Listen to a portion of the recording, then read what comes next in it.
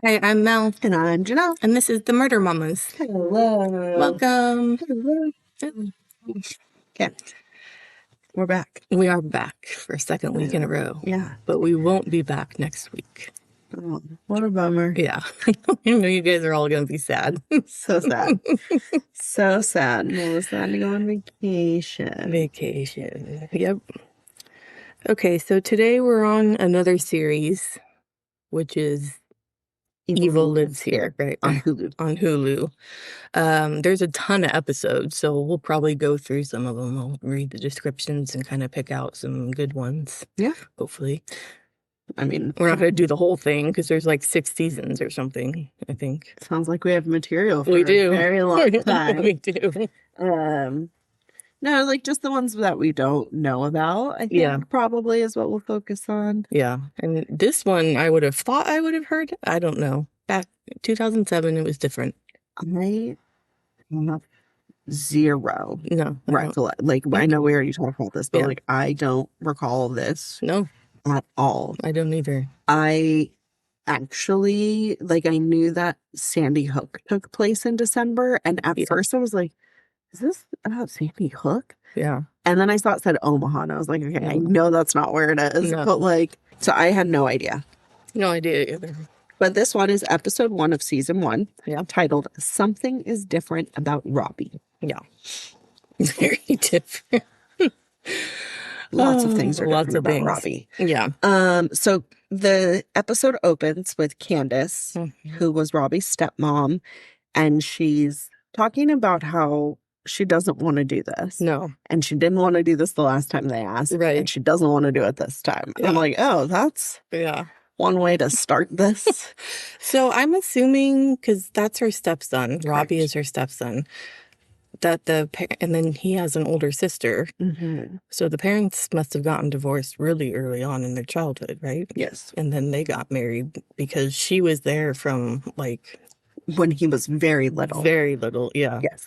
Yeah, okay. It didn't, I mean, obviously it's not going to go into all of that, but no, yeah, like but she was a part of his life from the very beginning. Not the very beginning, of course, but like very little. And we don't hear from his biological mom at all. No. Well, I'm assuming, I think she left because like he lived with them full time. Yeah. I mean, I don't know. We don't know what that story is. Yeah. Yeah. Candace doesn't want to do the interview. And then they tell us about December 5th, 2007. Robbie is 19 years old, but then we don't find out what he does till the very end. I know. We both have the same note. It's fine. That says December 5th, 2007, 19-year-old Robbie. Robbie. And that's it. And that's it, because that's all it said on the screen. So then they talk a little bit about who Robbie was as like a kid. Yeah. So Candace is saying that he was really bright and creative, and that like if he brought a balloon home, he would tie it to his action figures or his cars to like parachute them. Like he was a very imaginative and creative and smart kid. Yeah. And then almost immediately in the same breath she goes, but he's very different from a very young age. Yes. And she talks about him having like outbursts. Yeah. And that I thought something I thought was really striking about her describing this, I'm not going to go into everything she was saying, was that she would say that he was like trying to find as a small child. Yeah. He's looking for the words to hurt them the most. Yeah. So he's saying things like, you're worthless. When I heard that, I was like, what? Yeah. Are you kidding me? Yeah. That's a harsh word for a young child. I don't know. Like, and how he would know like, that. Yeah. Like, where do you learn that? Yeah. But then talking, like, they're not talking, but listening to Candace and his dad talk, and like, they both seem like really solid, like kind people. Yeah. So it's not, unless it's, there's like a monster behind that, but no, I think it was a him thing. Yeah. But that was kind of what I thought was the most striking, was that he was like intentionally looking to verbally hurt them. Yeah. From an early age. It's just weird. We're talking toddler. Yeah. Not young, like 4. Yeah, like very, very young. Yeah. And then she also says how he got violent and he's trying to like bite, hit, kick, choke. Yep. And he threw stuff at the wall. And yeah. I can't imagine having a kid like that. That's a lot of work to have to go through every day. I think that's really tough. I imagine it would be really stressful. Yeah. Like walking on eggshell. I mean, she does say that later. Yeah. Like a little bomb that you're trying not to detonate. Yeah. All the time, you know? All the time. Terrifying. Yeah. And then they said that like, she's like, yeah, when this would happen, you know, we would just leave him alone until he calmed down because there was no like reasoning with him. Right. Yeah, it's hard, but he was born with mental health issues and he needed treatment for his life, basically. Correct. So, and he wasn't getting that. But like, where do you draw the line on like what is an appropriate tantrum and what isn't?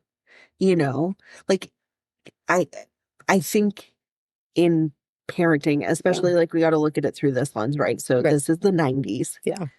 Right? Because he was 19 in 2007. Yeah. So that would have been the 90s. Yeah. Like there's less access to knowledge. Right. Then. That's true. Than there is now. And so I'm thinking of it through that lens too. And they're from like a smaller community. Mm-hmm. It's not like they live in, you know, New York City. Right. Like they lived in Nebraska.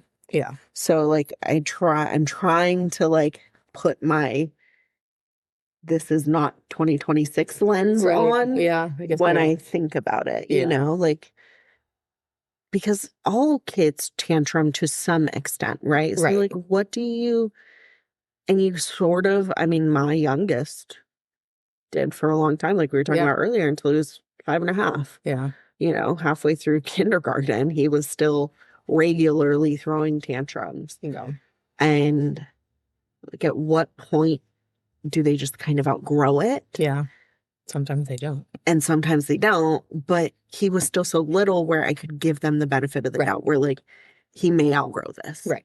You know? Yeah. So I can kind of I don't know, because then Ron gets a phone call from the school that he's at. Oh, yeah. So they introduced Ron, who is Robbie's dad. Yeah. And he got kicked out of kinder care. And I was like, you get kicked out of kinder care? I know someone who got kicked out of kinder care. Really? Yeah. Like a coworker's granddaughter. Mm-hmm.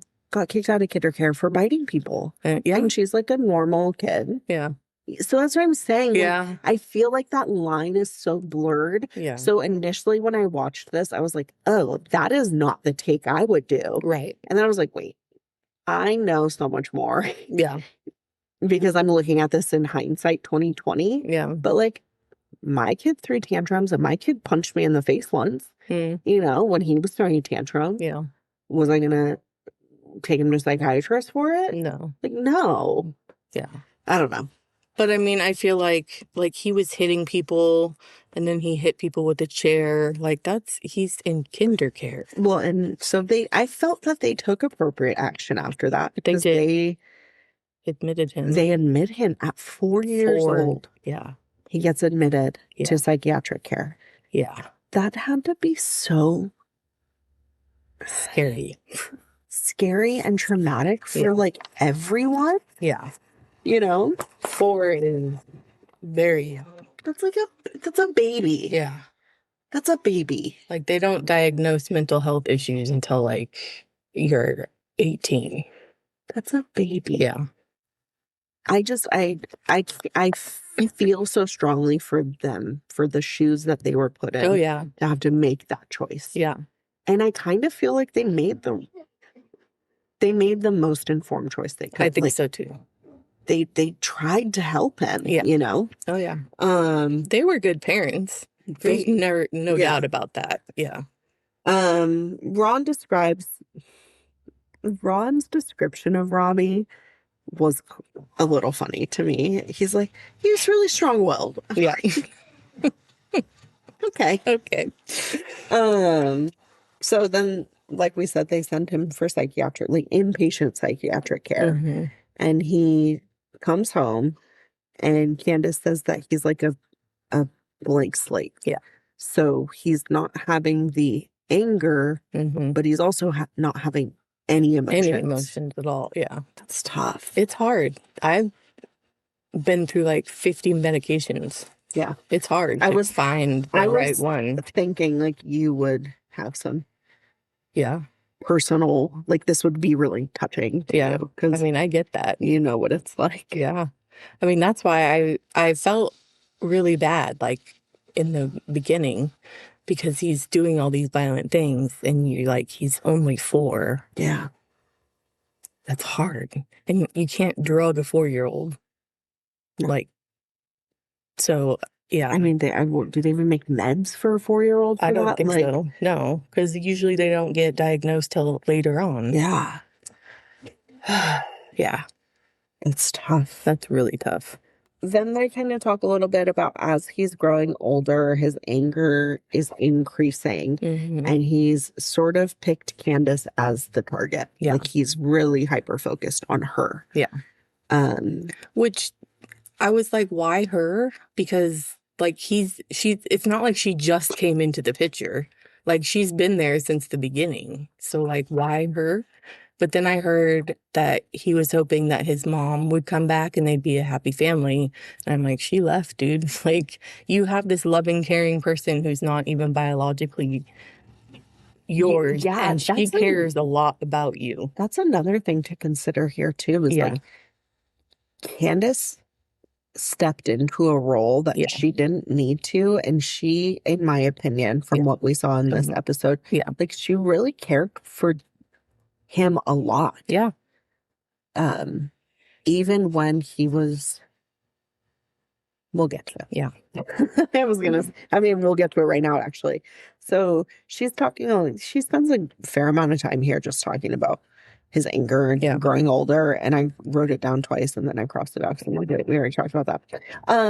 But then she's telling a story about how when he's a little bit older, this is, again, like between the ages of 4 and 12. Yeah. So very young. Yes. She says that she was mowing the yard and she asks for a drink. And Robbie's like, oh, I'll get it for you. And he brought her a pop. And so she takes a sip and she's like, oh, that kind of tastes off. And then she takes another one. She's like, oh, this whole case of pop. Yeah. Must it's gone bad. Or something. She's like, but it wasn't a flat pop. But so she takes like 2 sips of it and then doesn't take any more. And then later that night, she gets really physically sick. So she's like vomiting. Yeah. And she finds out that Robbie had poisoned her soda, which I saw coming, but she didn't. Right. With pesticide. Yeah. And he says he did it because he thought it would be funny. Right. / a prank. Yeah. And I was like, no.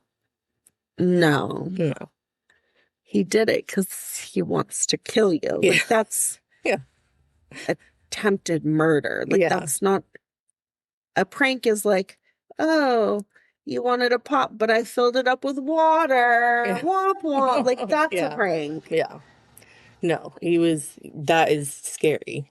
But the dad was like, oh, he didn't know what he was doing. So and I'm like, I was watching those reenactments as reenactments. Like I was not saying in my mind, I'm like, that's not the actual conversation that happened. Right. Those are actors acting out what they think would have happened. Yeah. That was my take on that. Yeah. Because I was like, Ron, you son of a bitch. But I was like, wait, no. No, it was him interviewing. And he said that while he was being interviewed. No. Yes. What did he say? Say it again.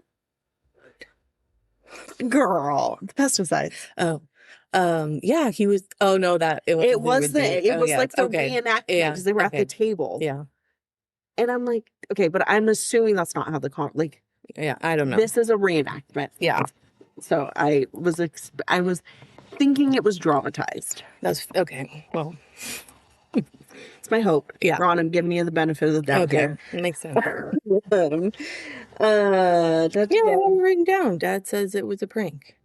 Because that was at the table. Okay. That was 100% a reenactment. Okay. They're still talking to Candace, and she's explaining how she's becoming more afraid. But she sort of convinced herself that she was safe in her own home. Right. Because, quote unquote, Robbie isn't a terrible monster. Yeah. And I wrote a note here that said, I think he may be. Yeah. LOL. I would not feel comfortable as he gets older being in the house by myself with him. Both my boys can overpower me very easily. I know. And that is very scary. Yeah. You got a kid who can overpower you and he wants to kill you. Like, you're not staying in my house anymore. I know. Goodbye. I was actually, as I was watching this, I was like, shit, it's like soon my kids are going to be like taller than me. Yeah, it's scary. But I'm not a weakling. No, they're men. No. Preston's going to be a man this year. Oh. Yeah. That's so weird. And he's strong. Like, I think but you're weak. Strong. I'm really weak, yeah. And high. Casually, I said that. Yeah, but you're a little weakling. Oh, yeah. No, I'm not a fighter or anything, but like Preston will grab both my wrists and I can't move. And I'm like, this is a really scary situation. Like, if he was a bad kid, I would be scared to be in the house with him by myself. Yeah. Without Auntie here. So I couldn't imagine that. Yeah. That is really scary. It is scary. I mean, luckily he was still little at this time. Yeah. Yeah. So now he's about like 12 now. Yeah. And the next fight they get into leads to Robbie permanently leaving the house while Candace lives there. Mm-hmm. What happens is Robbie was stealing money from his older sister who worked at like a restaurant. And Candace had caught him coming out of the room, his sister's room, with his backpack. And she was like, give me your book bag. Like, let me look in it because your sister's money is missing. And in the reenactment, he's like, you never trust me. But she starts wrestling with him to like get the bag to check if he's stolen money from the older sister. And her ring accidentally like cuts his face. Yeah. Her wedding ring. Yeah. And so she apologizes and stops fighting over the bag, which is a normal response, I think. Yeah. But Robbie goes to school and tells his friends and his counselor that Candace was abusing him and like fighting with him and violent with him and all these things. Yep. Again, like trying to get her out. Yeah. But then Robbie also told some kids, which I guess ended up back at the counselor, that he was going to stab Candace in her sleep that night. He said the next time she left the house would be in a body bag. Yes, thank you. Yeah. He did say that. And so the school took that really seriously and told them. And Robbie's parents, Candace and Ron, also took it really seriously. Yeah, they did. So they go into Robbie's room and they find that he had carved the words "kill her" into his dresser, and he had been stockpiling pocket knives. I don't think you'd be living in my house anymore. Yeah. So then they call Robbie's psychiatrist and they're like, hey, this is what's going on, which also was good because he was getting continued psychiatric care. Yes. So they call them and they're like, hey, like, this just went down. And they're like, oh, you need to call the cops. Yeah. So they do, and the cops take him away, and then Robbie goes to live in a group home. The group home did not help Robbie get better. No. They thought it would. Yeah. And it does not. And there wasn't much to do there, so he drew a lot to pass the time. What kind of images did he draw, Mel? He drew images of Candace being stabbed. His whole family? His whole family at some point, yeah. But mostly Candace, I think. Being hanged. Yeah. Stabbed. Suffering. Yeah. But his other family members as well. So he's in therapy in the group home, and like he has all these goals, right? Remember, they're talking about how he has the goals to like get through therapy to leave the group home. Yeah. And so one of his goals was to mend things with Candace, because at this point he's fought with her. Yeah. He's said he wants to kill her. He's poisoned her with pesticide. Like he's done a fair amount. He's done a And so he would apologize, but it was like insincere. Yeah. Like it was not an actual apology. No. It was like, sorry. Yeah. Sorry. Sorry you had to... Yeah, like, sorry I almost killed you. Yeah. And Candace mentions how like he wasn't even trying to fake it. Like he genuinely did not give a single fuck about actually getting better or like mending that relationship. Yeah. So year after year after year goes by, and he's in this group home from the ages of 12 to 17. Yeah. Spends 5 years out of the house. Yeah. In a group home. Mm-hmm. That's a lot. So, Through childhood. Yeah. Yeah. Yeah. And while he's in the group home, he starts verbally abusing them again. Like, yeah. You know, like trying to cut them deep and tell them they're terrible and worthless and blah, blah, blah. And like, he was just a really, really troubled person. Yes. That is putting it kind of lightly. Yeah. But Robbie begins to blame Candace for not being able to return home. So everything is Candace's fault. There's no happy family because of Candace. Yeah. He can't come back home because of Candace. Yeah. And I really felt so sad for both Candace and Ron. Yeah. Through this next little section. Because they have to get divorced. Yeah. Candace makes the decision because she tells Ron, like, Robbie needs to be at home. Like, they don't want him to live away. You know, like, they want him to get better. Yeah. And, like, rehabilitate. Mm-hmm. I think I would make the same decision. Absolutely. Yeah. So Candace leaves. Mm-hmm. She decides to get a divorce and leave Ron. Yeah. She seemed really broken up about it. She did. And I'm so sure she was. Yeah. But she felt that he needed to be taught how to be a man by his dad, and he wouldn't get that in his home. Yeah. Also, I kind of feel like, I don't know how old his older siblings were, but I remember when they show Robbie getting back with his dad, there's no older siblings in the house. Yeah. And part of me wonders if Candace waited until his older sister was gone out of the house too, to make sure that she would be safe. Yeah. They don't mention that, but it was something I thought about. Because I'm like, like 5 years is kind of a long time. Yeah. When like, I don't know, like you kind of maybe had an idea what the end game would have been anyways. Yeah. But like maybe trying to protect his sibling from him. But I don't know. I mean, that was just me reading into things. I wouldn't doubt that would be something. Yeah. Because that's something I would consider. Like if this were my situation, Yeah. I would consider like, okay, how do I protect not just me, but like the other kids as well. Yeah.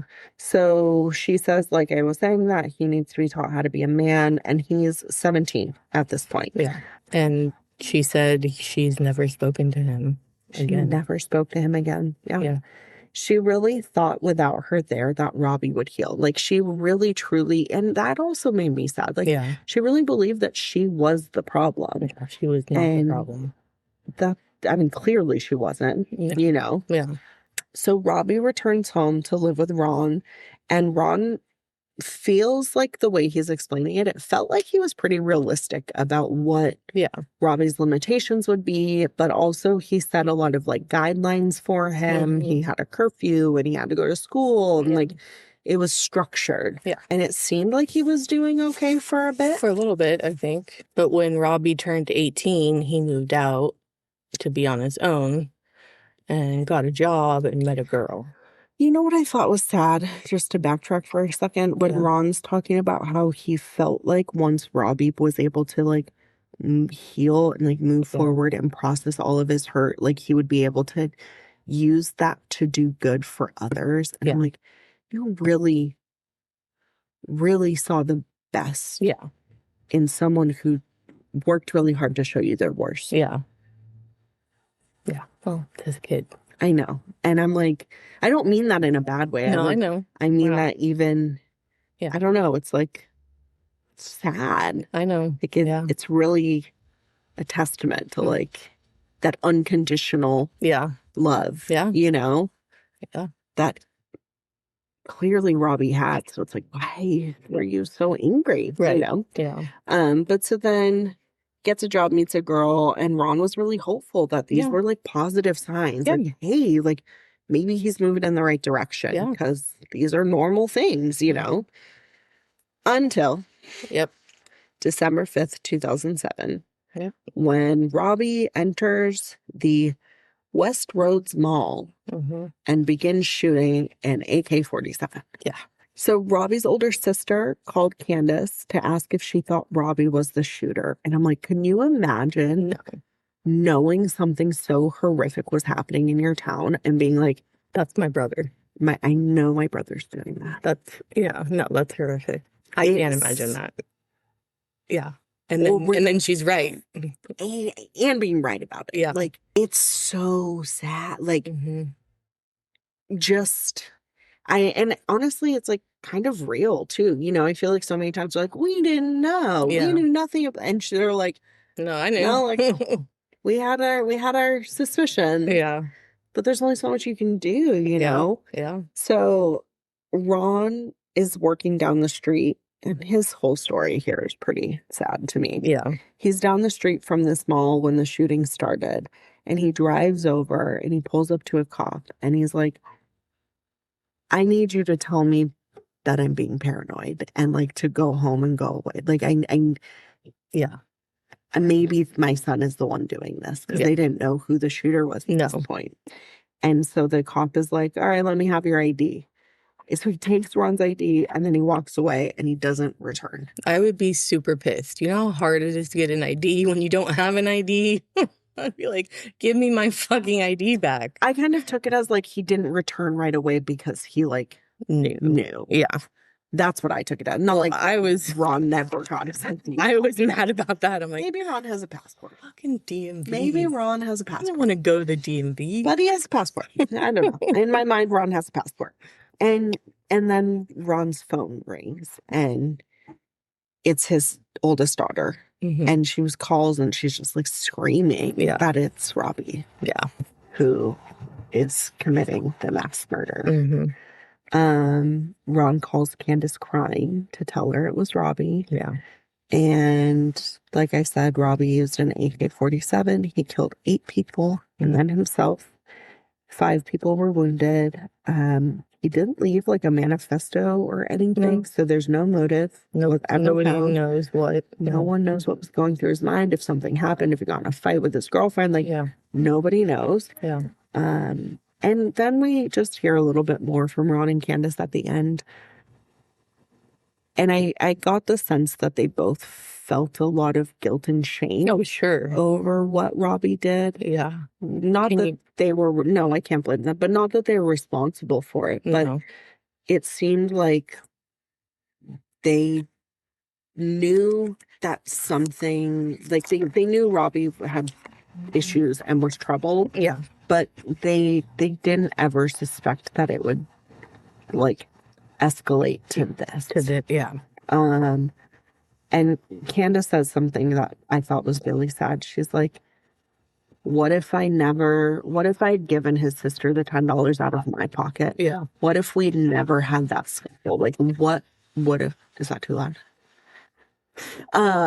What would have happened? Yeah. And then she also mentions like, but what would the other path have been? Yeah. You know? Yeah. I'm like, man, this one was rough. Yeah. It was good. Yeah. I liked it. Yeah, I did too. So that is the story. Yep. So we will be back in 2 weeks. Bye. Bye.